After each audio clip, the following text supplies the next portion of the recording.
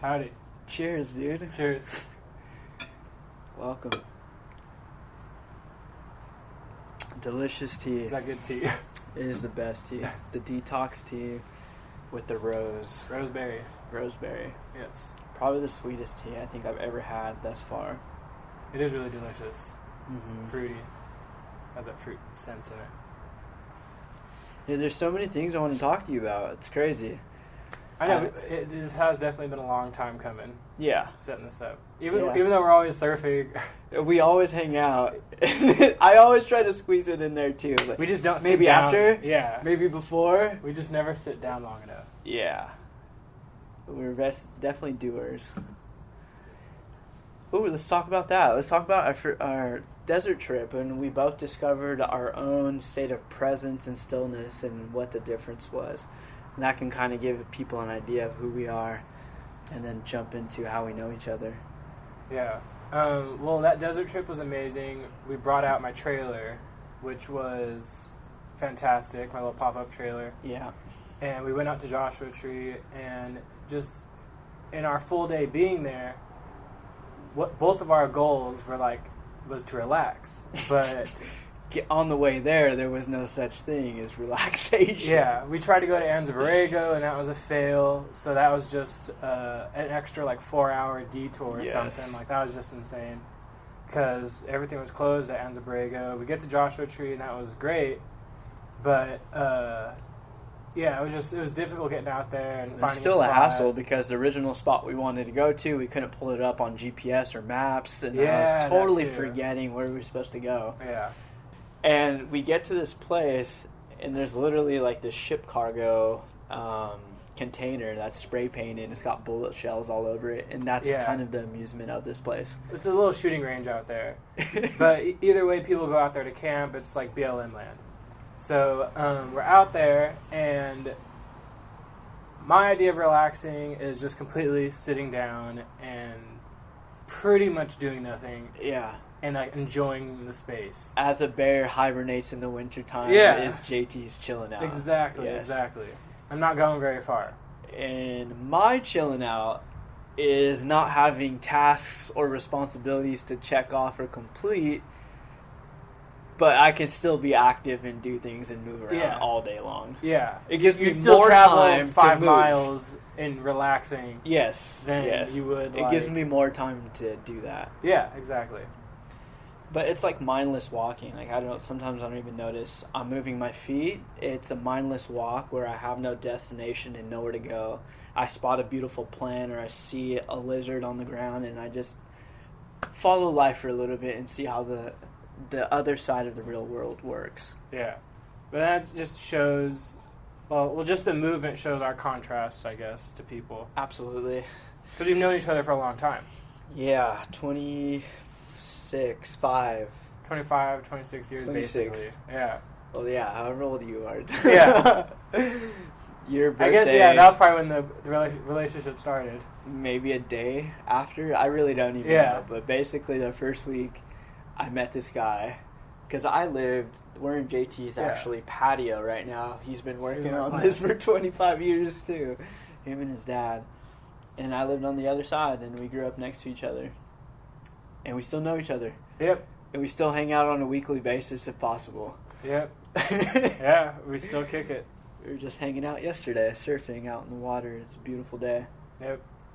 But that's the interesting thing about a relationship, though, is the only other people that I've known this long in my life is family. Yeah. And friends. Or no, you're the only friend. You're the only friend I've known since day one. Yeah.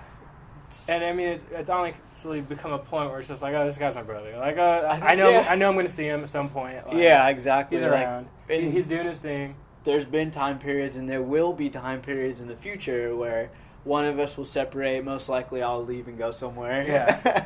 Live somewhere for a couple of years. Yeah. But as soon as we come back, it's electric. Yeah, definitely. Always. Mm-hmm. Yeah, that's funny. So, why'd you want to do this interview with me? Well, you've been there my entire life. You've seen the transition of my life, and we kind of briefly talked about this the other day. but we're still friends because we're still developing in our own personal ways. Yeah. So there's more to get to know of you every time I'm hanging out with you, because you're in this constant development stage and there's always something happening in your life. We're not stagnant people. Exactly. Extremely dynamic. And, well, you're my best friend. Also, and very much a part of the Native Quest life and the Native Quest lifestyle in your own way. Yeah. You know, because I think that's all I'm trying to promote is a healthy way of living, but you must personalize it to yourself or else it's not going to stick. Yeah, exactly. Yeah, and I do like the way you live. I don't do it completely as you, but I mimic some things.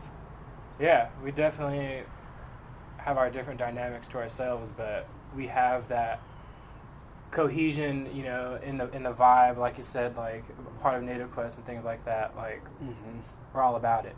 Yeah, know? Absolutely all about it. And I'm a big supporter. Yep. He's been on a lot of trips. He's like a mascot. Like you almost just need him to be on the trip. Yeah, I'm just doing cheerleading moves. Like, no. When you say JT's going, it's like, oh yeah, I'm down. Or can I carpool with him? Yeah, hop in my car. Yeah, that always happens. Also, the transition that you've made recently, I think, has been like an accelerated growth. Very recent. I think 2020, as much as the world has been at a slowdown, your inside life, who you are on the inside, has been better than ever. It is weird to say considering the times, but I have turned my life around like significantly. Yeah, that's for sure. It's crazy, and that's how I tell people or talk to people. Like every time I have an event close down or COVID's kind of affecting me in a certain way, it's affecting everybody in the same way. It's how you react to it that sets you apart from other people. Oh yeah. Yeah. And your reaction has been great. Yeah, I think just well, it all kind of started near December, January, and it was just coming to a point of like, all right, like I need to turn my life around. Like my body isn't cooperating with me. You know, my body's telling me all these things, and I'm just not listening. Like I'm just not, you know, it's not clicking. I'm not getting it. And it just came to a point like, all right, like I'm gonna do it. Like I'm gonna change everything around. Like, or I could just go down this like really dark path. Like you know, I could stay doing what I'm doing. Yeah, exactly. Yeah. And I chose to invest in myself, pretty much. And I think a lot of people skip over that beginning step. I think step number 1 is just realization. Because there's a point where like you said, you have 2 paths, but you're able to see the distant path on the life I'm living is going to lead to destruction, or I've already envisioned what I could do and what I need to do to make this better life happen. Yeah. But then you said I was still acting on this other path, even though this one was built here. Yeah. It's like you can totally envision something and be on the path towards it, yet still causing destruction in your own life. Oh, definitely. You know, there's a transition period that I think people don't realize. Yeah, it was. I've described it to you before as like a butterfly going or a caterpillar going into metamorphosis. Exactly. Like, it's just this little, you know, creature doing its thing, and it basically, turns into mush. Like it has to go through this metamorphosis and like this process of like being enclosed, to like cut out from everything. And if you're in that, if you're going in the right direction, you come out, something beautiful or something nice. And that was like kind of the trip that I was like feeling. When you go into the cocoon stage, because I feel the metamorphosis as to my own growth and where I transition from as well. When you get into that cocoon stage, the self-love becomes so important that it's almost like you shut out the rest of the world and close in on yourself and focus all the love inward. And I mean, I totally did do that. I totally did. I stopped. I didn't want to go hang out with people. I was just kind of like, I just wanted to do my thing. I was finding a new habit. Like I was finding just a new schedule for myself. What works for you? What works for me? Like I was kind of starting my new job, so I had that to like bank off of, and like I knew I had this time for my job and stuff. it's like, all right, after work, I'm going to start working out, or, you know, whatever it is. Like, it was just, I was able to, like, mold my schedule to what made me, like, happy and, like, functioning and efficient with my body, and, like, promoted self-love and, like, all that kind of good stuff. Absolutely. In the grind where nobody sees it. Yeah. And then you come out, like, you come out 3-4 months later, because you're in that process for a little while. And then, you started hanging out again and living a normal life with new habits, healthy habits. Yeah. And it changed the way that you do things with other people as well, which I've noticed. Now you're more willing, all that time that you do on the inside by yourself, now I'd ask you, hey, you want to do a hike? You want to do this? Like, the adventures is now, you know, magnificent, exponential. Yeah, or I'm telling you, like, oh, I went on a hike on my break, or like, oh yeah, that's when like I knew it was crazy. Was when you called me one day on your break, and by the way, like, I've asked him in the past, like, hey, let's hike, let's do this, and if I mention the word hike, he's like, what's the point? No, I'm not doing that. I'm not getting out of my house. I'm lazy. Yeah. And now he calls me on his lunch break. Oh yeah, I just climbed up the top of Wisdom Tree. Yeah. I'm like, what? I ran up. Yeah, I ran up. And he's all sweaty, and I'm like, what the heck? Like, this becomes fun for you now? Like, when did that happen? And that's when it was clicking. It was like, okay, he's, like, really on this path towards bettering himself and treating his body. You mentioned it before. You like a god yourself. You are your own temple. Yeah. And that came to me in the vision as well that I recently had, was I am my own kingdom, and from the kingdom ship that I am within myself is the kingdom ship that happens outside of me. Yeah, and you know, bring back to, like, you know, your body's a temple. It's like that temple can crumble. You know, if you it's just like a normal building. You have to take care of it. Yeah. Like, and you have to take care of your body. So for me, I was eating junk food all day, nonstop. Like, it's a sandy foundation. You know, starting off with processed foods in the morning for breakfast. Like, it was just all bad stuff, and I had hives like everywhere. Like, if I just started itching here, I'd get hives. If I start itching here, I'd get hives. If my pants rubbed me weird, I was getting hives. Like, and I got an allergy test. Like, the doctor's like, you got nothing. Like, I've only had hives one time before in elementary school, and that was just because of, like, some pollen, and your body somehow is trying to purge out all this processed food. So, like, I knew something was wrong, and it was just, there's so many things that my body was just reacting to, just my everyday life, and I just wasn't listening. I wasn't just quite paying attention to, like, what my body was telling me. And as soon as I cut all that out, I cut out coffee, processed foods, junk food, beer, all that stuff, and it's true. I haven't had hives since. You know, it hasn't come back, and I'm so thankful that, like, I was just able to listen to my body and just say, all right, like, now it's time to, like, take care of it. Like, and stepping on the scale and seeing 240 pounds was pretty terrifying as well. Yes. That was not a happy thing for me to see. And are you just, like, accepting it at that point? Like, 220, 235, like... At 220, like 225, like, all around there, I was like, no issues there, like, all that stuff. Like, I'm still an active person. I still do stuff. Yeah. And even at, I never looked at the scale. I just continued my lifestyle, so I never saw 230. It was just like, hey, something's wrong with my body, let's go get it checked up. And then step on the scale, and, like, 240 comes up, and you're just like, damn, like... I'm a chunky boy. Yeah. And then they measure my waist when I get a test done, and I wear 38s, but it showed 41 inches. And I'm like, damn. Yeah, so... 10 inches almost what you have off today. I had a 31 BMI. Okay. Wow. 31. That was my BMI. Wow. I don't know what it is now. 31% body fat, right? Yeah, but I was 31. You're probably around 20-ish, 25, 20. Yeah, so just in this process, I've gone from...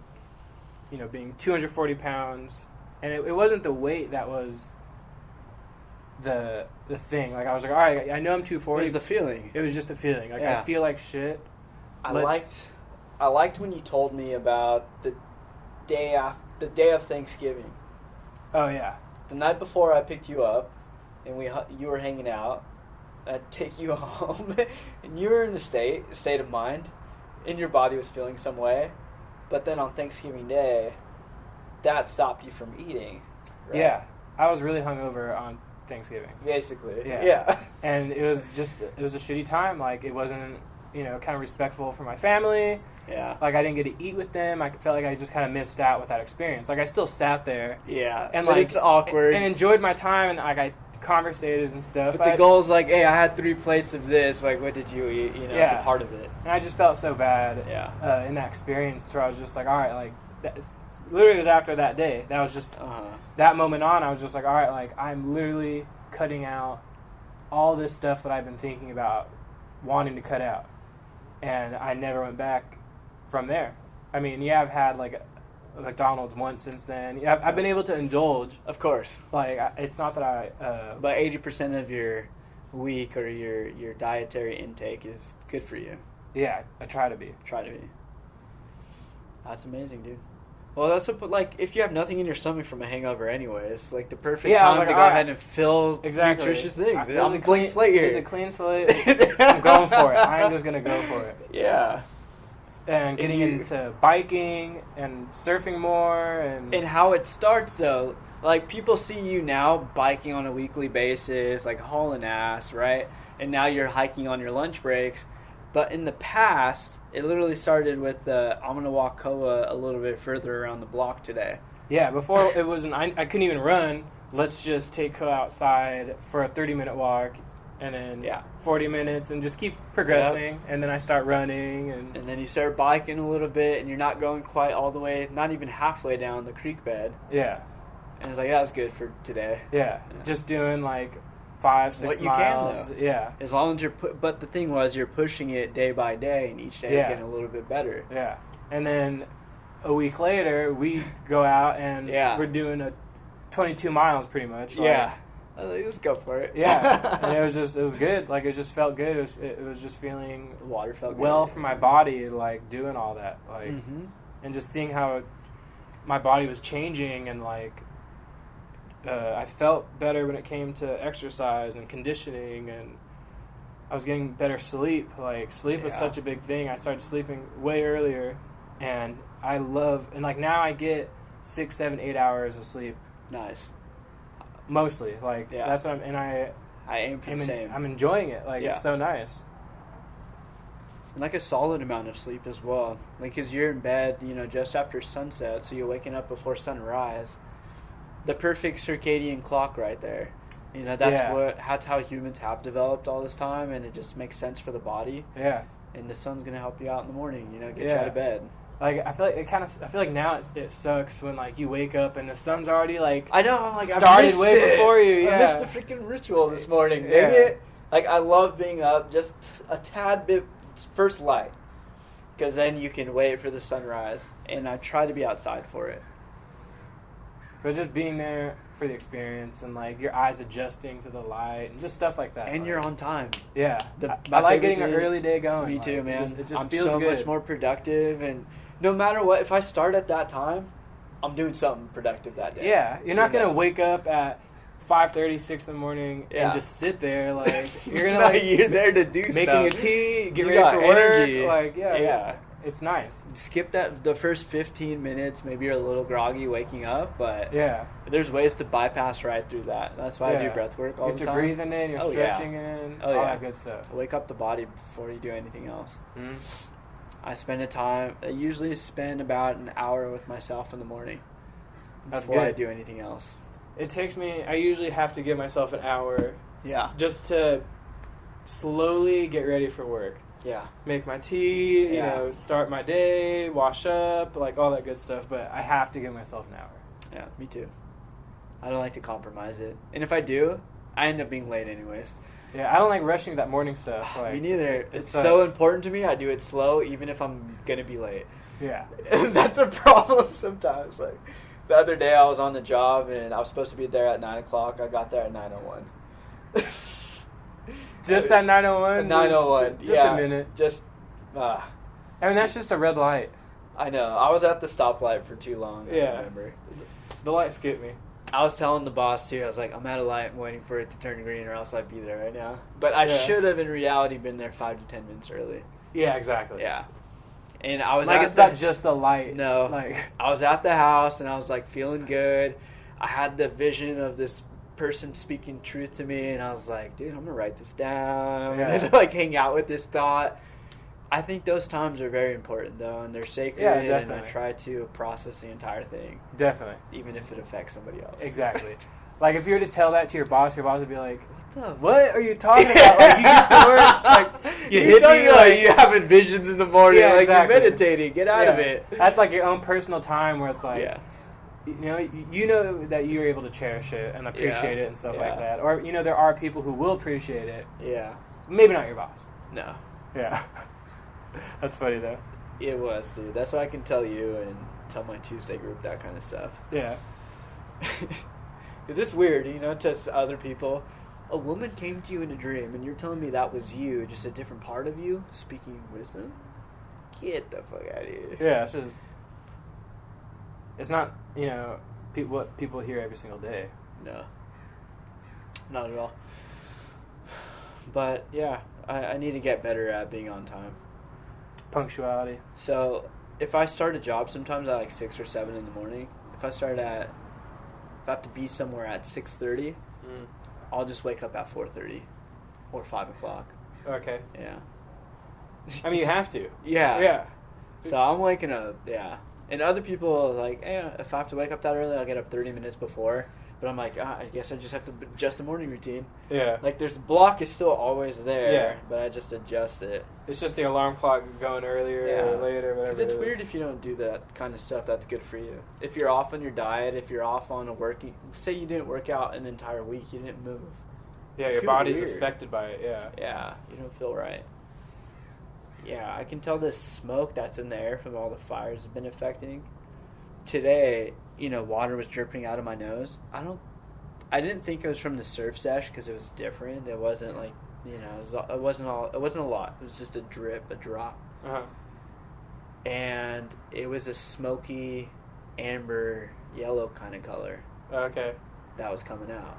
And I went like this a little bit to get it out, and I saw the color, and I was like, the heck? Yeah, that's a little gross, dog. You should stay over there.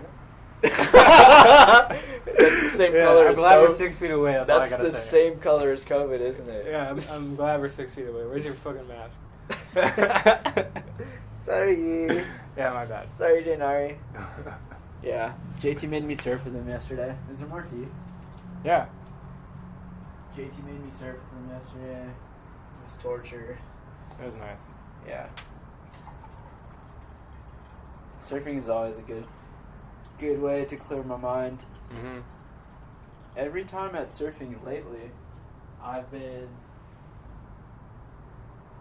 just finding myself praying randomly. Like, I'll just start praying when I'm out there, and because I've been surfing a lot by myself.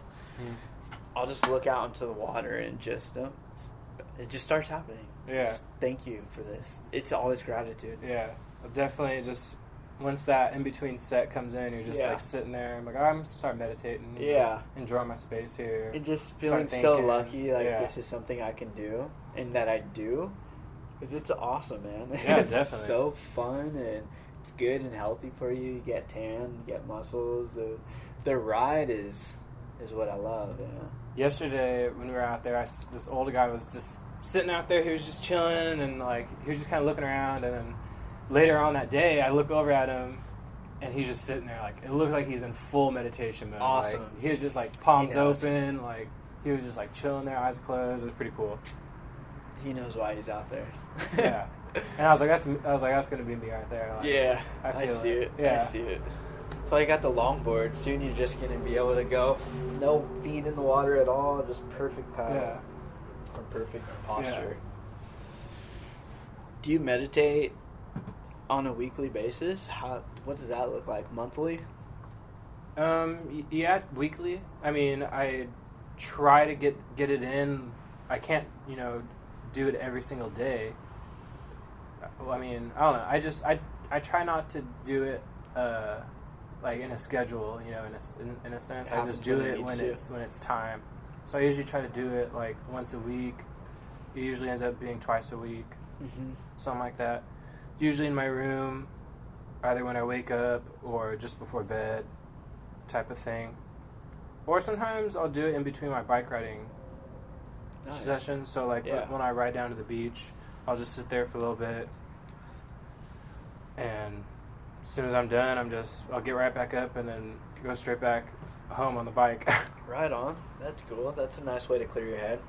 So the whole bike sesh is basically you clearing your head. And yeah, I feel like the bike ride alone... And it's all breath work. Yeah. I feel like the bike ride alone is almost like a meditation, where you're just, you're just hauling. Like, you're just cruising, and you just have a free mind to just kind of think about what's going on, what's in your day, and stuff like that. But it is good to once you're sitting down. Like, sitting down and listening and just feeling, the stillness and stuff like that. Especially those crashing waves out there. Yeah, or being in the jetty, it's so relaxing. Like, it's just the water lapping on the rocks. Mm-hmm. Like, it's just really nice right in the jetty area. That's some high-quality ASMR sounds right there. Oh, yeah, definitely. That's what I like. That's why we usually have the fountains going and stuff like that. Yeah. Like, we always have some running water, usually. Did you turn it off right now? The pump broke. Oh, really? Yeah. Bummer. It's been... I mean, I don't even know how old that pump is. It's been working for a while. But yeah, we'll get that fixed. That's cool. It's on the list of things to fix. Yeah, it's funny, like, every time I tell you about, like, some of my meditative experiences, though, I like to tell you because, like, there's not too much of a shock factor. Like, you kind of know what I'm talking about. Like, maybe it's the first time for me, but does that kind of stuff happen to you as well? Yeah, I definitely relate to, like, some of the things you say sometimes. I know I don't always share my experiences, but I don't know. It's just I don't always share them, I guess. Mm-hmm.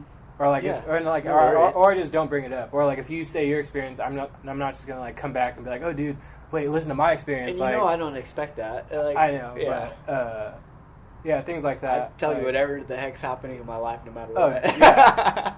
You never hold back. There's no filter. But yeah, I could definitely relate to it. Things like that. That's why I never find it like crazy. Yeah, exactly. Or like I know you go through it, just outlandish the way you react or anything.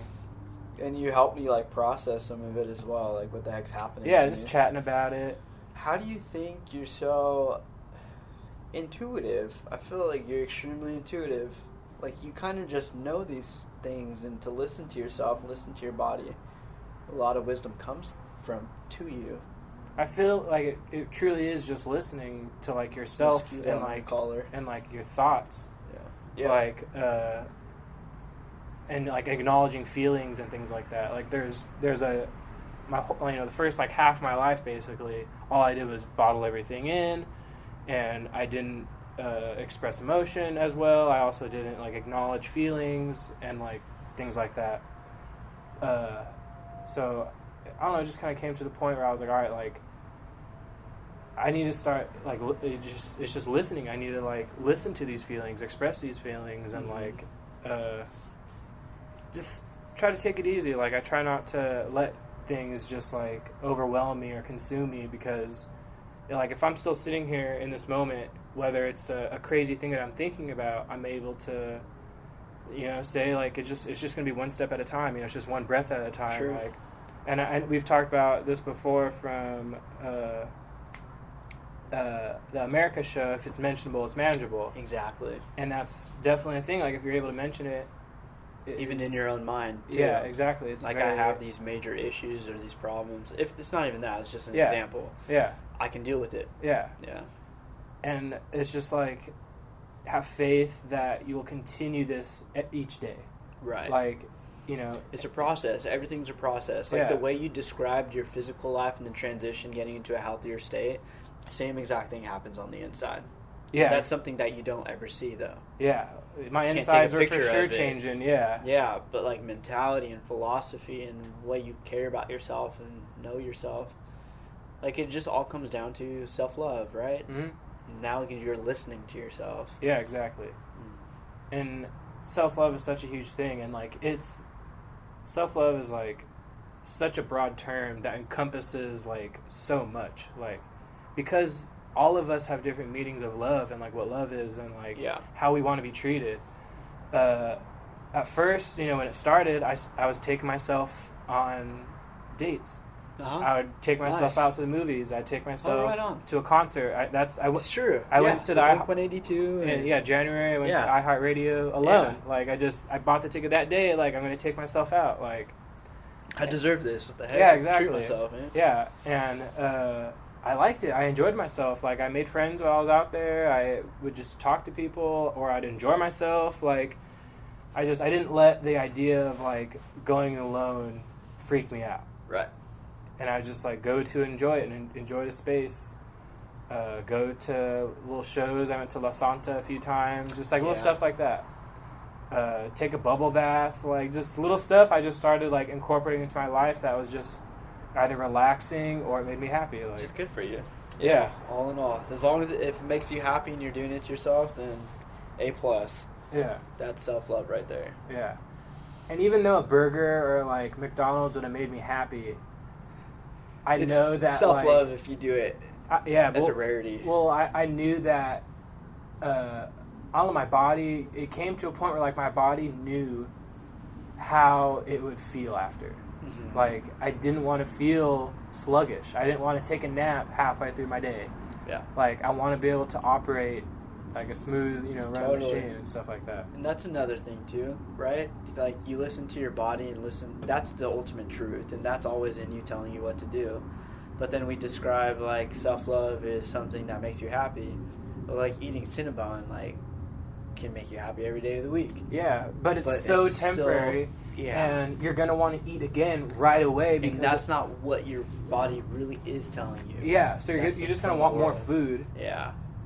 It's because it's not nutritious. It's Cinnabon, like it's just all flavor. Yeah, it's just really dissecting your wants and your desires, and if that's really good for you. Yeah, I had to listen like to myself, like, okay, am I hungry? Am I bored eating? Am I stress eating? Yeah. Am I anxious? Like, why am I going into the fridge so many times? Why am I opening the cabinet so many times? And why am I not grabbing the carrots? Why am I not grabbing the apple? Like, why am I going for the chips? Yeah. Like, there's other food. Like, here. I don't need to eat if it's chips. Yeah. Like, if I'm actually hungry, nothing's wrong with the carrots and apple. So I just, like, little steps like that. Like, and it's just, just little stuff. That's it. It's the little things that really make a life. Yeah. That the little things no one will ever see or think about. Yeah. I just had to question everything I was doing. Like, why am I doing these things? Like, it's not helping me. And then at one point, the intention is now ingrained into you, and you don't question anything, and you're just living a frictionless life. And like, play with it, have fun with it. Totally, man. Exactly. I love playing. I think that's the key. Like, playing with my food, it's like constantly changing and evolving. Food and diet and workouts and movements. Yeah. Even the way I think, like, I try to question myself. Is this right? Is this wrong? And that's good.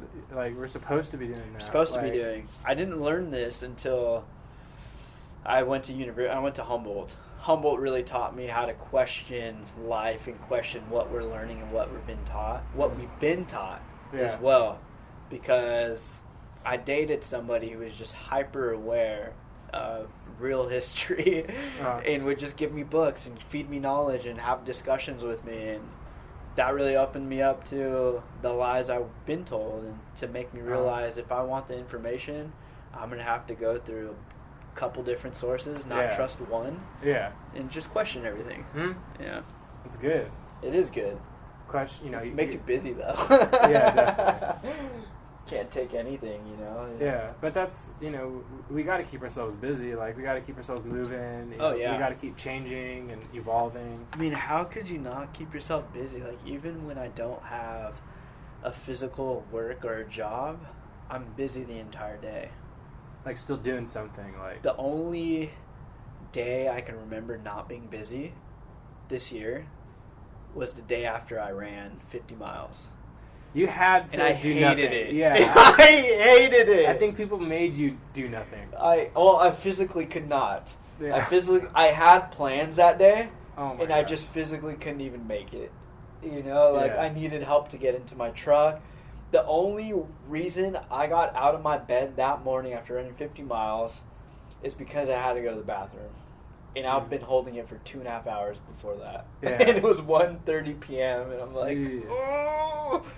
And I get like this and I try to stand up on my legs and they just collapse, dude. Oh my god. And I did an army crawl all the way to the bathroom. Oh. Yeah, just the legs had to be noodles. They were. But I hated not doing anything. It's not good for me. On a rainy day, like, I'm not the best person to hang out with. I'll just be productive. I have so many things that keep me busy nowadays. Like, I know that's how I am now, so I'm prepared. Yeah. With books. And that also comes to the part where we're different sometimes. Oh, yeah. On a rainy day, I could just let me stare out the window and I'll watch the droplets fall for like 5 hours. I'm not moving from the spot. Like, I can get into that state, but I don't know if I'll do 5 hours. Yeah, I'll like, just... Even on my hikes, I'll get to the peak after, hiking for 4 hours. And, I'll stay up there for an hour, but I have other friends who would just stay up there forever. I should get more into it. Meditation. But if I get up top somewhere, I'm just like, all right, I'm up here. I still gotta get down. Like that's the way I think about it. Yeah, there's still a way down. Yeah, because even we'll be surfing and we'll conversate on the way to surfing. Then we'll surf and hang out, and always on the way home. I know JT doesn't want to talk anymore when he turns the radio on, puts his playlist, and starts turning up the volume. It's chill time. It's chill mode. But before, I would just, talk right through it. And just or I'll know he's going to ask a question where, he just starts kind of looking around, looks behind him, looks up in the back of their car, and he's thinking turning up the radio. Yeah, I'm going to turn up the radio real quick. It's coming. Yeah, the questions. He's thinking fidgety. Yeah, he's ready. He got multiple questions lined up right now. He's thinking how to line it up, how to tell them correctly. So there'll be times he'll ask me a question, and as I'm talking, a new question comes in before the last question is even over. I was like, forget that one. I have a better follow-up already. Follow-up. But that's just how it goes. Yeah.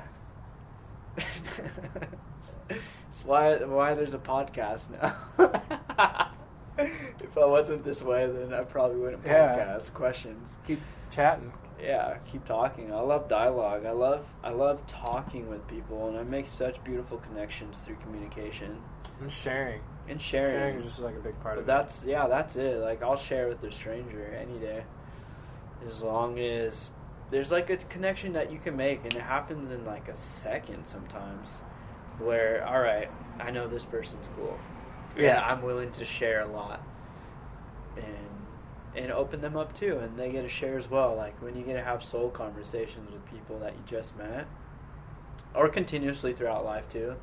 That's pretty much what I live for. I don't think I allow other people in my life who aren't willing to have a soul conversation. Yeah. I won't personally talk to you, invite you to anything. I feel it. Yeah, that's what it's about.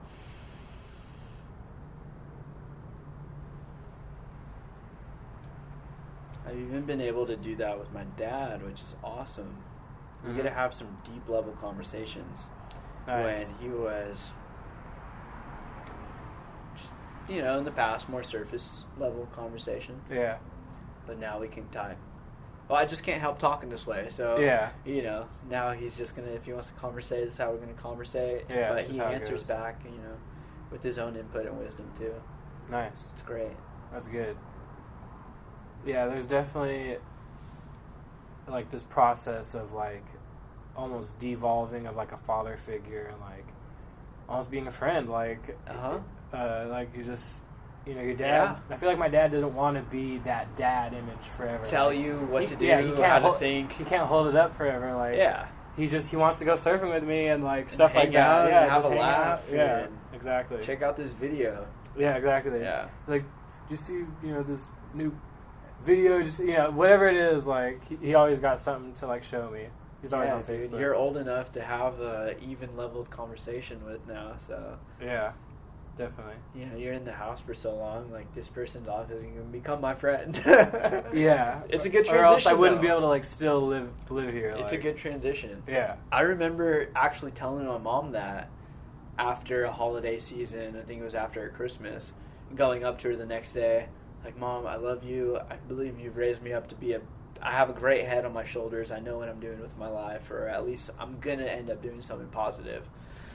And I was like, you don't have to like mother me as much anymore. Like, you don't have to be so on it. Just, I think we're friends now.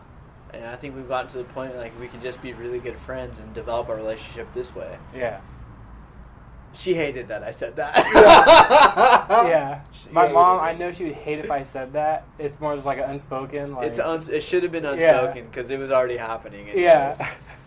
What do you mean I'm not going to be your mom? I know. And she's still my mom. Like, yeah, exactly. She tells us, like, I think about you every day. You know, I'll have dreams about you. Weird dreams. That's nice. Yeah. Stressing me out with those dreams sometimes. Oh, yeah. Yeah, my mom, she'll have crazy dreams about me, and I'm just like... And then she'll be, like, stressed out or, like, mad or something about something, like, from her dream. I'm like, I didn't do anything! She had a dream that I shaved all my hair off, and she got mad at me. What? And in real life, my hair is still there. Like, what do you have to be pissed at me Yeah, for? she's like, don't even think about it. She's like, I know you would. Yeah, I'm like... Punch you. Yeah, relax. Yeah. It's staying. Your mom, yeah. How is your mom with, like, being intuitive? Do you think that... Is there somewhere where it, like, comes from someone in your family? I think she's really intuitive.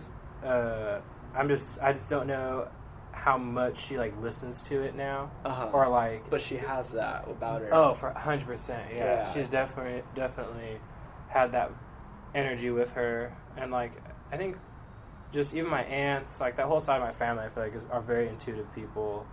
Or, like, they have that knack for, like, empathy and just little things like that. Like, just connecting, I guess. I'm not sure. But my dad also has this, like, energy about him where just people just like him. Like, people just enjoy him. Oh, dude, he's really easygoing for sure. Yeah.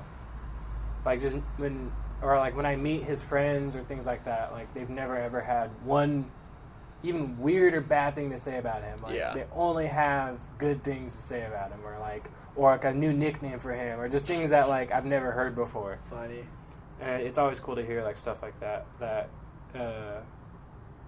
You could meet your parents not through your parents. Uh-huh. You're able to meet your parents through their experiences from Gives their them past. more of a rounded picture of who they really are. Yeah. Because they try to act as your mom and dad. Yeah. That's a different kind of face they put on for it. Mm-hmm. Yeah, that's interesting.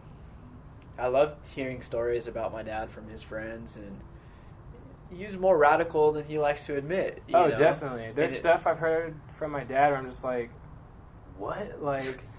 Because my cousin Aaron, he's 15 years older than me. Yeah, true. So when he was a kid, my dad did all those crazy stuff with them just to be that adult there. He was...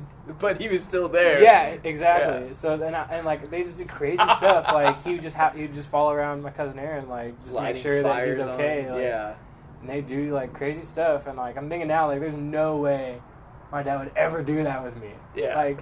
We'd never go, like... Light a firework sneak in the into canal. a ditch or something and, like, sneak into the backstage of a Throw concert. Some fireworks some in crazy there. stuff. Like, there's no way. Yeah. But, I know. It's just funny. Seriously, like, I heard a story from my sister. They went to a concert with my dad, and they went to go see Rage Against the Machines and Korn, like, heavy metal stuff. Yeah. And they get there... And they're way in the back, and my dad just starts talking to security, starts talking to the managers.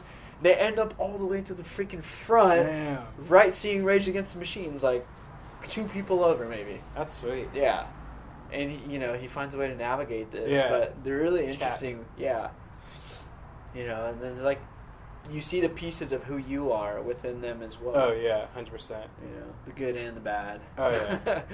But at least you get the opportunity to see where the bad can take you and stop that right away. Yeah. That's your choice. Yeah, definitely have to be aware of, like, what you're learning and stuff like that. Definitely. Yeah, you have a great family relationship. There's a lot of mentors in your family, I think, that have helped you develop to who you are today as well. Oh, definitely. Yeah, I definitely feel like I have a lot of, like, level-headed or like steady-headed people that have been able to like let me be myself. Always, like, I feel like my family's always let me be myself, and kind of, it's a good, overall energy. It's accepting no matter what. Yeah, definitely. Yeah, I definitely see that. And then with me, I wasn't able to fully be myself all the time, so I think that's why when I went to Humboldt, I had this radical transition of who am I, finding those answers right away. Yeah. I had to leave to go ahead and find myself, and sometimes that's the case. Yeah. But it's cool that you've been able to stay pretty rooted. Yeah, well, I've had to, Yeah. or else I would be crazy. Like, Yeah. like I've had to. It's true. I've had to change my life and change my mental setting to be able to stay here and like. True. And manage that. Like I wasn't able to escape, quote unquote. Yeah. But I had to be able to. That's why like my room is like my your little sanctuary or stuff Right. like that. Like I've had to make this place like a sanctuary Yeah. for my family. Like my dad would not water all these plants. No. He likes plants, so he like supports this. Yeah. But like You're doing I the enjoy work. this. Like I like doing it and like bringing Yeah. it here and stuff like that. Oh, it's a beautiful space, man. You guys created a beautiful space. But yes, you do have to have your own special space. Especially, I mean, you got to get away a little bit and have your own personal time. Yeah, definitely. So empathy, I feel like you're a huge empathizer, and I liked how you talk about it. When you realized you were an empathizer and how people reacted towards empathizers. It's almost like they know that you're going to go ahead and provide a certain amount of energy towards their dilemma, as in listening intently, and where people are like, talk all right, to like me I anytime. want to tell this guy everything, my whole life story, Yeah. and that's a lot to take on, especially for you, because you connect deeply with their story all the time, right? Yeah, I mean, I do like connecting with people, and even if like I don't want to, it's just like it's gonna happen. Like whether someone wants to or not, like they're gonna put their energy on me, and like they're gonna share, which I have no issue with. But I've also had to like learn that like there's nothing wrong with that. Like there's nothing wrong with someone seeking attention or like needing to share. Oh, people need to vent. Yeah, absolutely. exactly. And I'm sure you've been stolen away from events and outings for hour-long conversations where you said just a handful of words. Yeah, just sneaking in little words. Yeah. But that happens. Oh, yeah. It's a special gift, though. I mean, you know what people are going through and what's going on in their lives. Like, the connection is so much deeper, but if you're able to empathize with somebody and share compassion. Compassion. Yeah. Yeah. There's a question. I guess I'll read it to you now because it has to do with compassion. Okay. So we asked the audience yesterday, and the best question we got is, how is compassion and kindness so tangible and authentic? Because there's is like your compassion and kindness so tangible and authentic? Oh, that's very nice. I thought even like in general, like how I was gonna say in general, I feel like kindness and compassion is something you could feel because there's not that much of it around. Or there's not that much of it that's being pushed around or thrown around. And I guess I don't think to myself like, oh, I'm trying to be kind and compassionate, but it's just like, I enjoy hearing people out or like, just relating with people. Like we're all going through such chaos and turmoil in this world. Like, why fight about it? Why argue about it? Yep. Or why, add to it. Add to the negativity that's already happening. Yeah, exactly. Like if someone's complaining about like someone else, like in their life, like causing distress or stuff like that, why are you going to be the next person to cause that while they're trying to share that information? Like, but I mean, I try to not be mean or snap, or things like at people or things or just little things like that. Like, just because if I do snap, if I do react weird or things like that, like that's my fault. Like that came from me. Like, I don't want people to take something personally that was actually from me. That was actually my, just turmoil or anger of the day or, whatever it was. So it's like, I try not to just ever let my own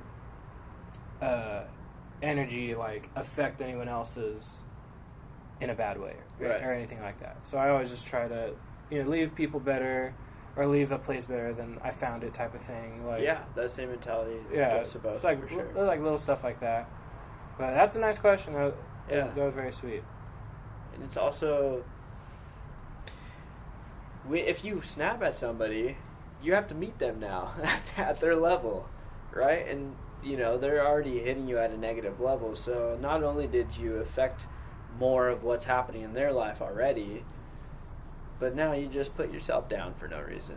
Yeah, I do get that. Yeah, it's not helping any situation or things like that. Like, it's good just to listen and, like, pay attention to your reactions. Like, how are you reacting to something or someone or things like that. Like, it's little stuff like that. Absolutely. That was from Nikki Chavez. Oh, how nice. That's sweet. Yeah.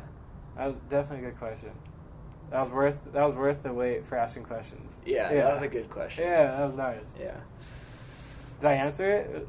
Yeah. Okay. How's your compassion just so tangible and authentic, How's it authentic, though, too? Like, when you're speaking to somebody, you're just sharing your own truth and wisdom that you've discovered through your life, right? Yeah. And I think it does come back to, I was raised around a lot of compassionate, kind people, like my parents are pretty chill people. Definitely. In general. Like, they're not super bursting or, like, crazy or, like, they're pretty mellow people. So I feel like I've definitely been able to, like, take that on in a sense. Like, I'm pretty easygoing, I would say. But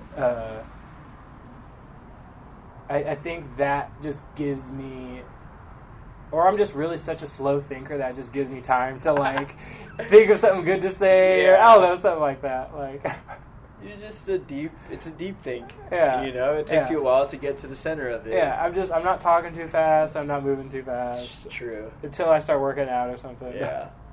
But I love it, though, because everything you're producing now is nothing but great. It's all beautiful what's coming out of you. You don't allow anything. There's a filter now. You're not fast, which doesn't allow all this negativity or bullshit or, things that aren't going to help you out come out. Yeah. I feel like it's just coming to a point where it's like, well, I have to try my best in what I'm doing or keep evolving in what I'm doing, whether it be my diet, my health, job, my exercise, my job, like little stuff like that. Like, it's good to be present and, like, acknowledge those experiencing, just everything that's going on just around us. Well, take full advantage of it. Yeah. Because a lot of the time, those things that you're progressing in this certain category translates into other areas of your life. Yeah.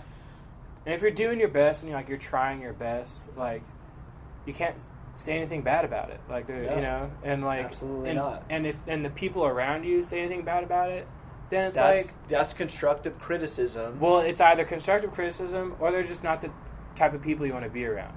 Yeah, if they have a random negative remark to make. Yeah, whether it's you'd be able to decipher if it's criticism or not. Right. But when it comes to, like, what you're producing and, like, what you're doing and things like that, like, the people around you will let you know that you're evolving. Like, they'll see it too. Like, they'll see what's happening and, like, encourage it or offer wisdom and offer advice and things like that. Like, so people are able to realize effort and, like, things like that. Like, people are able to... They see it. Yeah.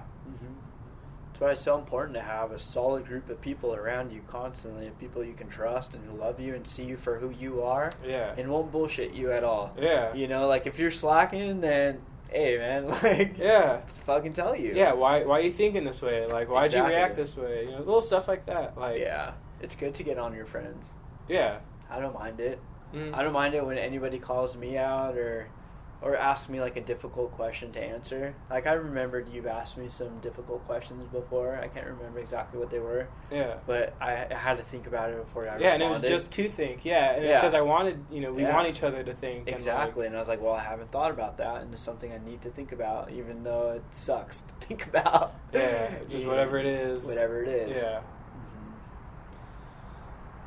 And it's helped me be a better guide. I remember one of them related to me guiding and taking care of people and having like a leadership responsibility and struggling with that leadership responsibility because I myself in a one-man team, like I like to do things my own way, trailblaze my own path that's never been seen before. Yeah. I can't take everybody on that path. Yeah. And the way I do things is a little bit obscure to normal people, and I could put some people at harm for sure. But I myself am fine. But in the leadership sense, there's people who are looking up to me, and if you're looking up to something, that's typically the direction you're going to go. Yeah. Whether they think it or not. Yeah. If it's around that's them, why. yeah. Like if that energy is around them. It's having faith in the vision, faith that I'm going to lead them in the right way. They have no reason to question. It makes sense. Yeah. And I could lead people into the wrong direction. But yeah, I've definitely taken that leadership role, that guiding role, and just broadened it as well. Thinking in the beginning I was only a nature guide, and I would take people on hikes and trails and show them the beauty of nature, and I loved it. But then reading The Power of Now and having more conversations with people, it made me think I have this present time with people and they're really listening to me, and I have a leadership, role. I get someone's ear for 3 days. I can implement a lifestyle and I can spread a message and a word. Not only am I guiding these people through nature, but I would love to leave them with something more they can take and apply to their life. Yeah. That would be the goal. And it's just by leading as an example or saying something that I feel that will help the situation or provide wisdom. Yeah. I've loved being a guide, and I think I'm meant to be a guide. And someone actually came to me the other day at the full moon meditation who I've never met before. And they're like, I see where are your ancestors from in Mexico? And I've lost a connection from Mexico because, people moved over here and they lost a connection. I don't really know how far and where I'm from in Mexico. But he's like, I see your family as being like shepherds, people who are taking care of managing a lot of animals and livestock and agriculture. And I think that resonated with me as a guide, and feeling like I have this message and this lifestyle to share to a flock of people so they can transition into a better way of living, an eternal way of living. Yeah. That's the goal. Nice. Eternity. Eternity for everybody. Very nice. Very beautiful. Yeah. And it's a nice experience that, someone was able to share that with you. And it helps, say that. It's just more acknowledgement along the path. Because I always know at least, this is the direction I'm taking in my life. I know where I'm going to go. I have an idea of it, and I know these philosophies are going to get me a direction. But it's nice when someone acknowledges the path you're on when you're on it. Oh, yeah. It almost kind of like wakes you up for a second. Yeah. It's like, oh, yeah. I'm doing what I'm supposed to be doing. Okay. Keep doing it. Yeah, that's right. Yeah. Yeah. You forget. You get lost in the busyness of it. Mm-hmm. It's important to constantly take steps back of life. Do you do that? Do you have time periods in your life or days in the week where you stop and just think about it? Think about your life, or think about maybe an experience? Well, this past few months, that's kind of all I've been doing is doing that. Like, all I've been doing is changing myself and thinking about, like literally all these experiences I'm going through right now. It's like I'm making sure that I'm not falling into these old habits and these old thoughts of how I used to do things, because I'm not that person anymore. So even though I still find myself in habits, it's still this, that same question, okay, why am I doing this? Or let's change it, like things like that. And when it comes to like me just doing research and looking stuff up, it's like I'm continuously trying to implement new things and try new things. Like And that's also part of the reflection of my past and what I've done in the past, or not done in the past, or things like that. So definitely these past few months, it's been a process of looking back while like learning from it and implementing it into like my present and like into my future self and like my highest self and things like that. Absolutely, dude. You have to do that. Yeah, you have to slow down and think about your life. And who is this future self? And that future self constantly evolves as well. Yeah. So yeah. Here's my 10-year goal. Like, that future self should be just as fluctuating as your present self is. Yeah. Like this future self shouldn't be a static thing, because when you get there, you won't be static. Exactly. You're going to be just as ever-changing as you are right now. Yeah. And the process to even get there is going to make you think how you've never thought before, and, you know, you're going to change an aspect of that future self.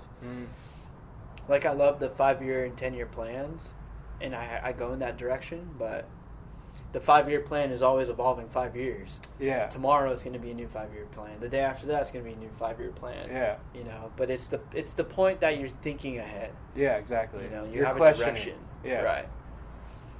Exactly. That's how to do it. That's how the vision carries you forward, because there's days. That's why I think vision and intention are so important to your health and your well-being, because then there's days, well, you don't want to do anything, and for whatever reason you wake up in a terrible mood and you feel like you just want to self-sabotage and embrace your self-loathing. You know, yeah, I deserve ice cream right now, I feel sad, or I'm just going to lay on the couch this whole time, even though I set this time period in the week before to work out and move, or whatever. But to self-loathe and like do things like that is a great thing to do when it's necessary. When it's necessary, like, you can totally set a time up throughout the week. Yeah, like when things and news will come into your life that you cannot control, and you're not going to be able to control how you feel. Like, you have to acknowledge these feelings, wherever it is, like whether you get broken up with or anything like that. Grieving is so important. Like, you have to feel everything. Like, grieving is so important. You have to be able to cut ties with emotions and acknowledging, all those feelings and things like that. And being okay with not being happy. Oh yeah. Like, that's not guaranteed. Yeah, you're gonna be, you're gonna be uncomfortable in your life. Yeah. Like, even if you're on your path, like, there's ups and downs in it, and that's something I realize. I don't have to be happy every day. Yeah, it's definitely okay to not. I was so distracted by that was a Halloween scream or something. Tell us a story about Koa Boy. Koa, we rescued him, not from a pound or anything, we literally rescued him from the street.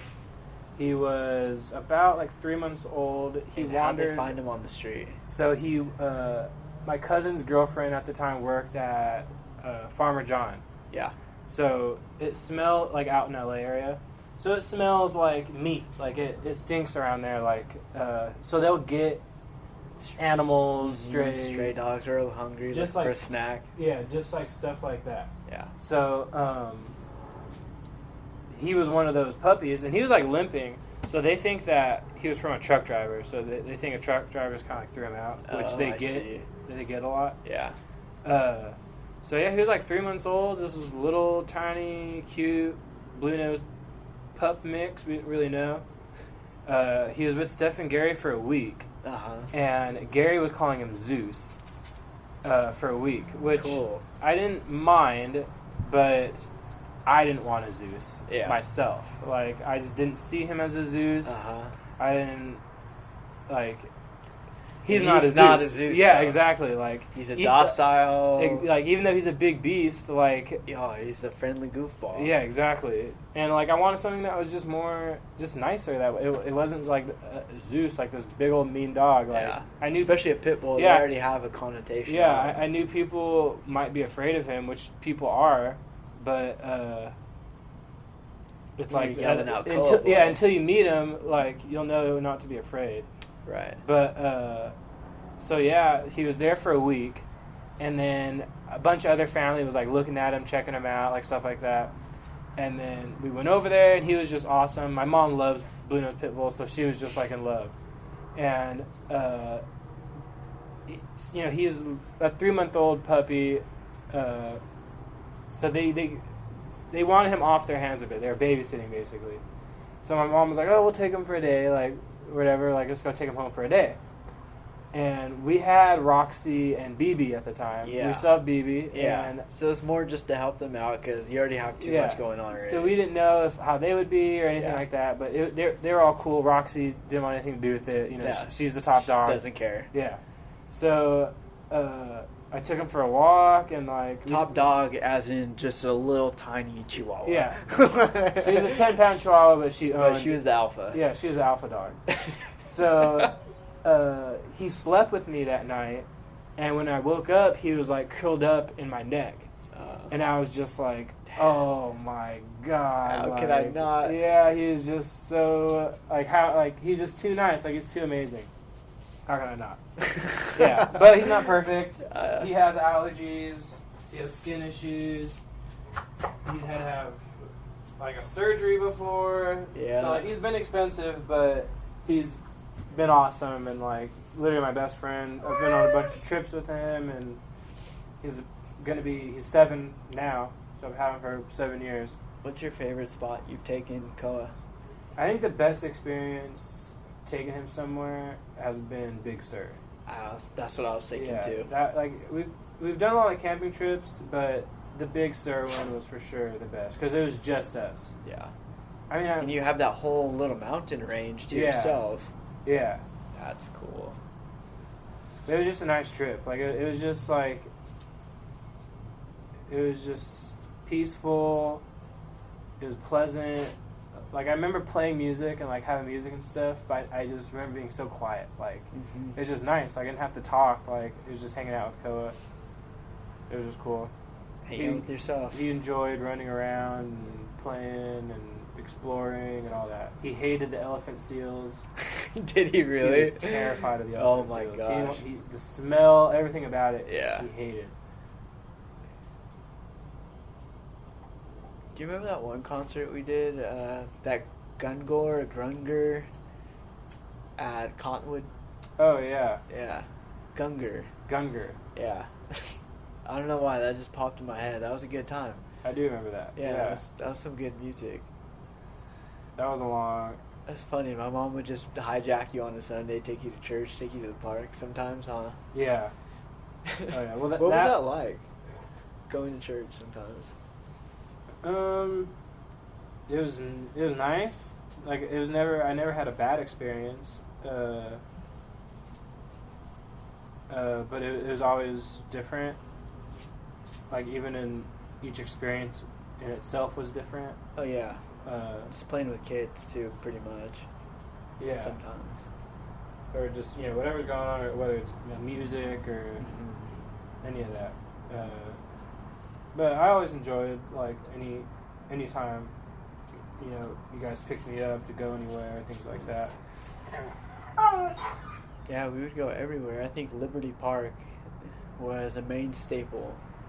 Oh, yeah. And always going to Liberty Park. Inventing, like, different tag games and freeze tag and walkie-talkie tag.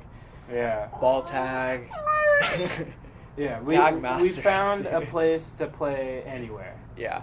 Like, we'd take walkie-talkies to Macy's. Yes. And play hide and go seek walkie-talkie. Like, I think even one time I was in the suitcase. That was probably the one where we couldn't find you. Yeah. And, like, you wouldn't tell us where you were hiding. No clues or anything. Yeah. I was given clues. I had to be. No, there's times where we never found you. Like, you had to come out. And that like, was it was definitely probably, what like, it was like, dude, like, we need to go. We're leaving. Like, I'm so bored and over this game right now. You and Nikki would just end up hanging out with yourself and not even look for me, and I'd be there for, like, another 20 minutes or something. Just, yeah. And that there were for sure times where, like, you never admitted where you actually were. Rightfully so. It was a good It's a good spot. Yeah. I can't give it up. Yeah. Yeah. That's true. I would keep my secrets. It's so small sometimes, so I just hide everywhere and anywhere. Oh, yeah. I've been through some experiences on those with you, for sure. You've taken me places, man. There's like meditations that you've developed and you've done that I don't know what it is, but I'm right there with you vividly in my mind along the entire journey, recreating it for myself. Yeah, those have always been really good experiences. Those are always really fun doing. Even the first one when there was 4 other people? 3. Yeah. I think it was 3. It was amazing. Yeah. I was like, dude, this is so sweet. We got to keep doing this. It was 3 people, and then it just slowly got a couple more people. Yeah. It was and then fun. one time it was 30-ish. Yeah, the wisdom tree. Yeah. That was huge. We didn't really expect There's a all bunch that. of people. Well, towards the closer to the dates, I was like kind of giving you some numbers, like, hey, just watch out, you know. Yeah.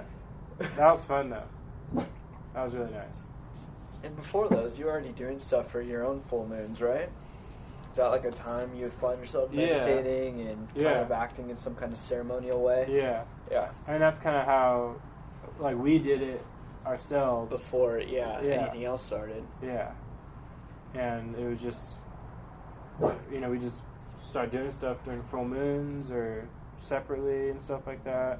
Mm-hmm. And then you just had the idea to just want to bring other people involved into it. Well, it felt so crazy. Like every experience that we've ever had with it is something about it to take away. Oh yeah. You know, it's every second is worthy. And the experiences that I've had and that we've shared, I feel that other people should feel this and not be deprived of the experience. Yeah. You know, Definitely. I'm willing to facilitate some of it to help them get into the proper mindset to feel those connections. Mm. What do you think gets you into the perfect state to have an experience, a connection? Like, is it presence? Is it... Oh, I feel like there's something different about it every time. Like, yeah, it's true. Like, there's no just like, oh, let me just think about this really quick, and then like all of a sudden I'm like here. Like, it's usually like a sound, you know, just listening to something or feeling something or, you know, just trying to like be present in where you're at. I feel like your mind just, it'll get to that calming state and then to where things are just able to flow and like unleash and things like that. Absolutely. But I think it just kind of takes like being still, like whatever that means to you, but like being still, whether that be like even driving in a car or like on a bike on a path or just sitting there, like whatever your still is, like sitting in it, like, you know, that's your meditation. Like people, I feel like, you know, people always meditate. People are meditating constantly, like throughout the day, like whether they call it daydreaming or whatever it is, like it's like we're all meditating in our own way. Like, I mean, unless we're like completely droned out by media or like social media or things like that, like that's, I wouldn't say that's a form of meditation. Like, I don't think so. I think it's more of a distraction than anything else. Unless you're playing your meditation app. Sure. but the other phone than that, can help you get into that state. Yeah, but other than that, like Instagram or Twitter, like... No, because you can be mindlessly scrolling, but there's so much stimulation going on. Yeah. You have no time to think or take your mind anywhere. Yeah. But I think it just takes just a couple deep breaths and... I think so. Being still. Like, just let it go. Yeah. Be present, basically. Let it go. Reconnect with your body. Like, just feeling how your body feels in this moment. Yeah. Stuff like that. Conscious heartbeat, conscious breath, conscious awareness. Mm. And you start to feel your body. It's interesting. Yeah. Stuff that's autonomous and happens, you can feel, and if you feel it, you sort of begin to manipulate it. Yeah. Right? I feel like that's how I do it, I guess. Mm-hmm. And it's always just a play. Like, I never know exactly, like, what to always do with my body. But as the meditation happens, it kind of just naturally does that on its own. Yeah. Like, you can't fight anything. No, I'm like, it would be cool if I did this with my body and try it out. And then there's the energy that builds up here in this area, and I'm like, oh, can I move it? And just move it. Move it back. and you just control it with breath. Yeah. But I don't know, people probably think you sound crazy, or I sound crazy right now, but you get to manipulate your own energy within yourself. We have are energy energetic. flows. Yes, we definitely. vibrate. Yeah. We're all resonating. We all have frequencies. And definitely. It's almost, my first notion that was real was realizing when the radio's coming on and I'm coming near it, and if I move a certain way, it disrupts the radio frequency. Or maybe I was just blocking it. Maybe my own frequency wasn't disturbing it. But either way. Well, I feel like as like a kid, like all the science classes, like basically are telling you these things. Yes. And showing you these things. Electromagnetic energy. Yeah, but you're not like...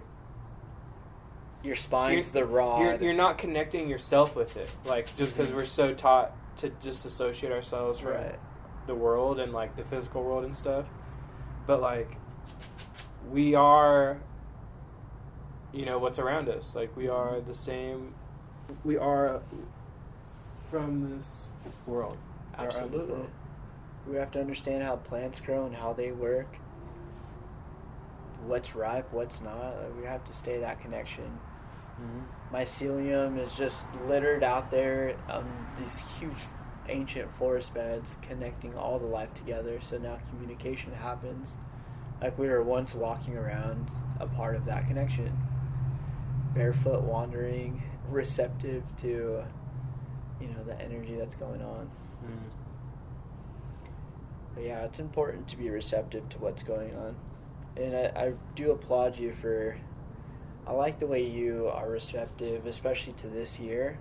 I remember the first time I was realizing COVID was a thing, I went to have a conversation with you in your car, and immediately it's like, I know what's going on, but I don't want to talk about it. Like, I'm here to surf and have a good time. I know it's happening. There's nothing I can do about it. Let's just have a normal, casual conversation. Yeah, like we're all I hear. Yeah, like we're going to talk about it. Yeah, but let's just... We don't have to. Let's just surf right now. Like, let's just surf at this moment. Let's get out there. Yes. Like, and it was at that time where like all we were hearing and experiencing was just news about it, and that's all we want to talk about. Exactly. But it was just like, hey, let's surf. It's overload. Like, can you just forget about it? Just it's the only thing on our minds, and that's why we feel the need to talk about it, because we can't stop thinking about it. Like, we're driving. Yeah. We're off our phones right now. Just finally stop thinking about it. Yeah. And you did that again when you kind of shut off like social media for a little bit when these riots were happening, and just taking a break from that as well.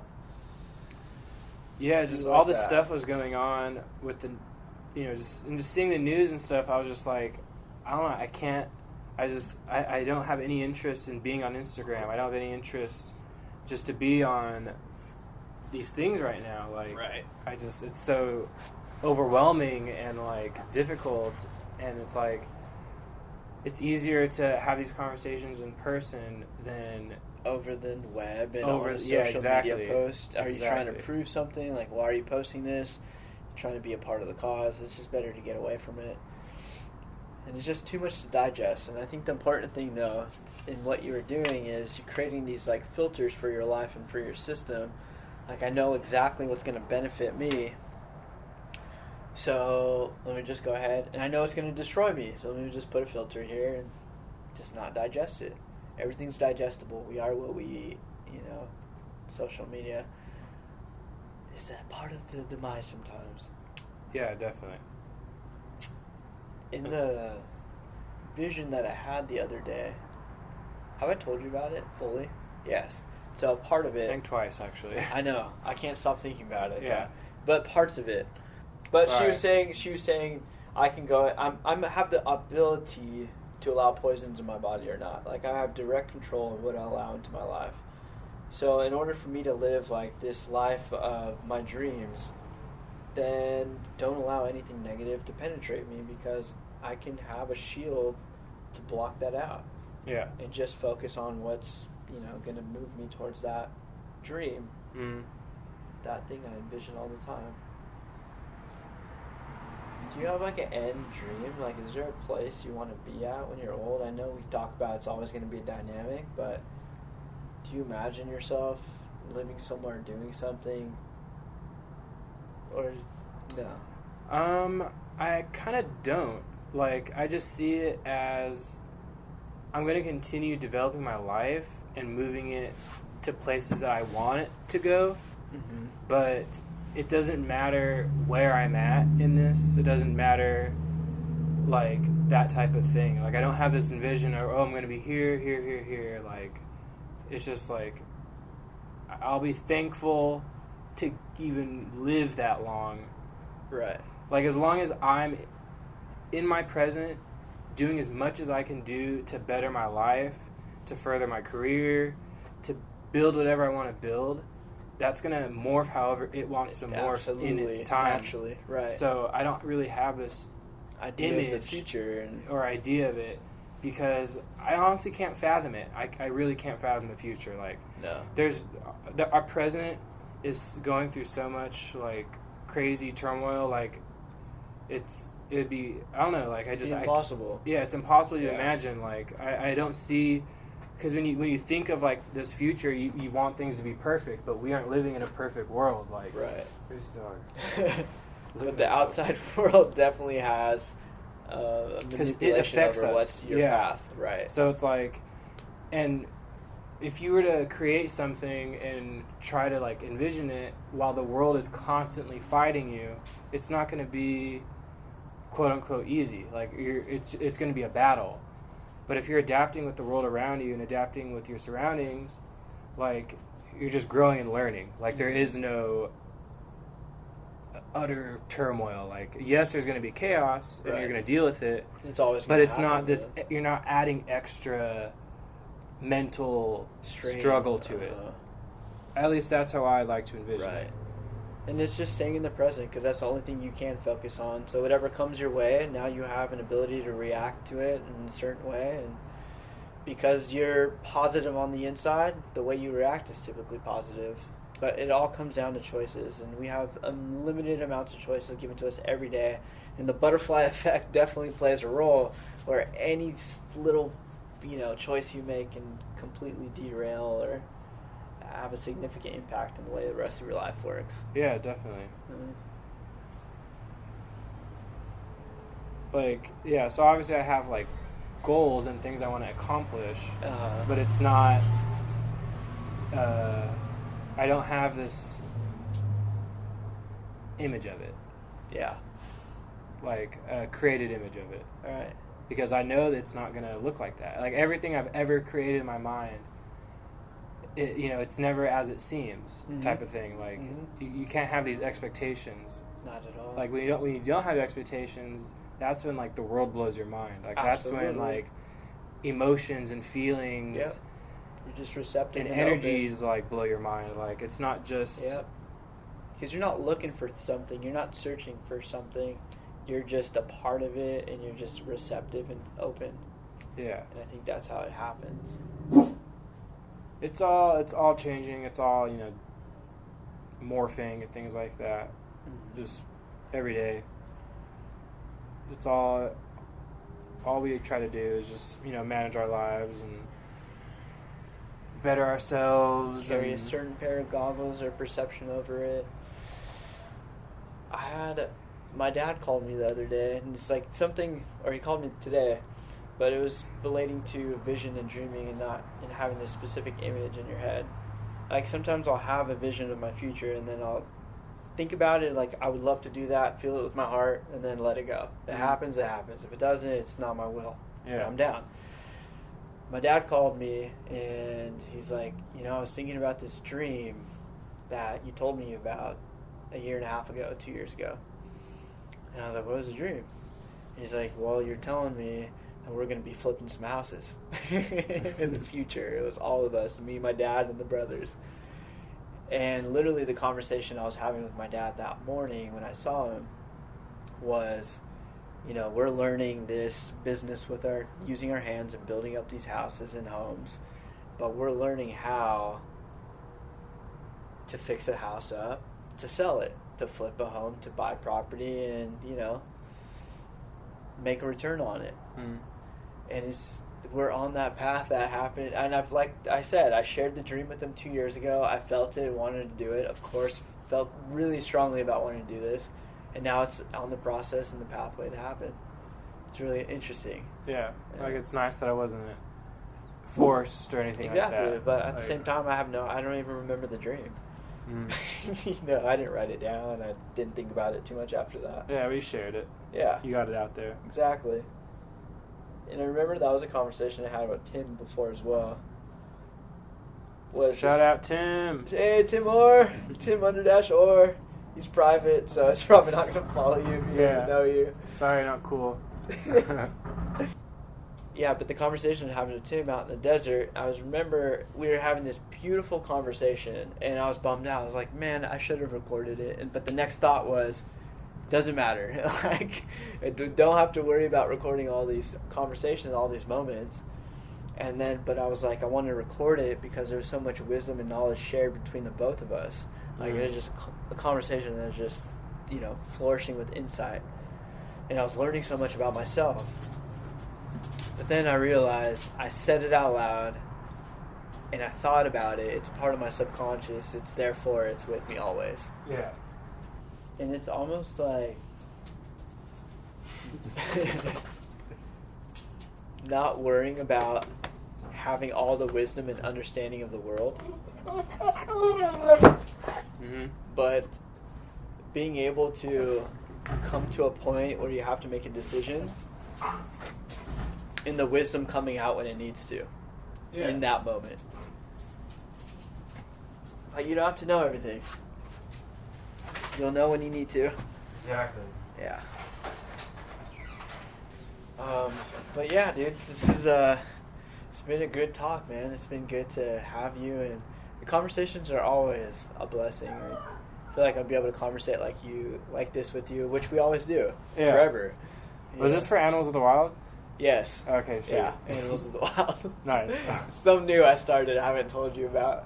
No, I know you've been doing the Animals of the Wild. Yeah. This has been a long time coming. Yeah. I just know this is what it was officially for. Uh-huh. Now that we finally got it out of the way. The third Spotify guest. Sweet. Nice, man. Yeah, it's been great. I appreciate it. Yeah, appreciate you just bringing me out here to chit-chat. Yeah. I mean, I love having the talks with you, but it always happens anyway, so... Yeah. Too many more. Many more. Exactly. Well, cheers to that.